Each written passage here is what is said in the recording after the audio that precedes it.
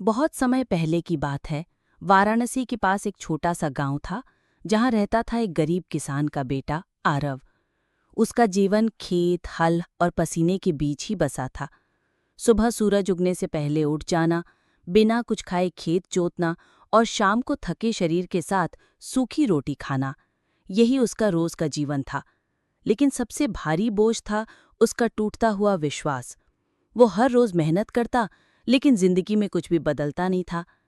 एक रात जब सारे गांव में दीपक बुझ चुके थे और सब गहरी नींद में थे, आरव खेत की मेड़ पर बैठा आकाश की ओर देखने लगा। उसकी आंखों में आंसू थे। उसने कांपती आवाज में कहा, हे भगवान, क्या मेरी मेहनत कभी किसी काम की नहीं? क्या जीवन सिर्फ सहने के लिए मिला है?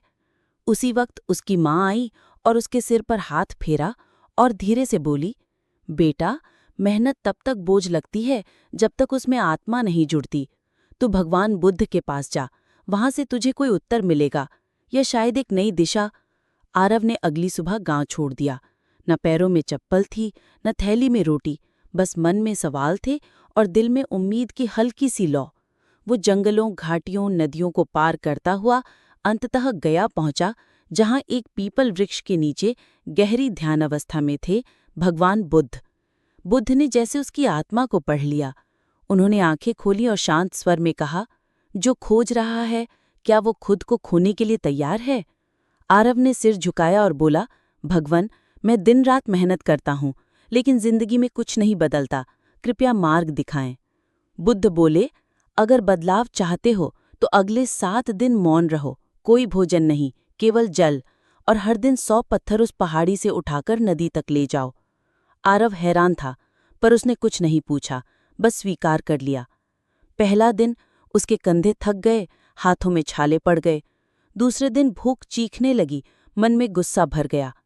तीसरे दिन वो टूटने लगा, लेकिन फिर भी उसने पत्थर उठाना नहीं छोड़ा। चौथे दिन उसने गिनती छोड़ दी। अब उसे फर्क नहीं पड़ रहा था कितने पत्थर, बस कर्म चल रहा था।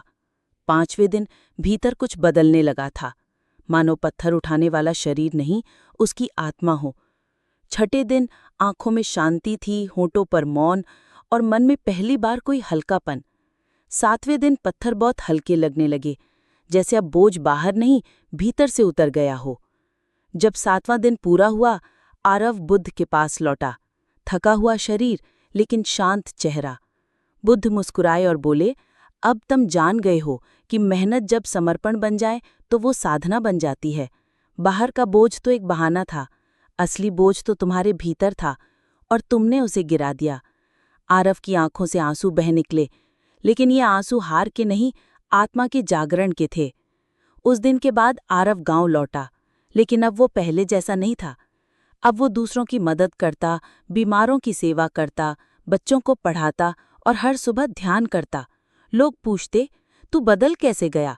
वो मुस्कुराता और कहता, पहले मैं सिर्फ शरीर से मेहनत करता था, अब मैं आत्मा से जी रहा हूँ। ये कहानी हमें सिखाती है कि जब हम मेहनत में अपेक्षा छोड़ देते हैं और उसे साधना बना लेते हैं, तब वही श्रम हमें अंधेरे से प्रकाश की ओर ले जाता है। परिश्रम सिर्फ शरीर को नहीं गढ़ता, आत्मा को भी आकार देता है, और जब भीतर बदलाव आता है तो पूरा जीवन बदल जाता है।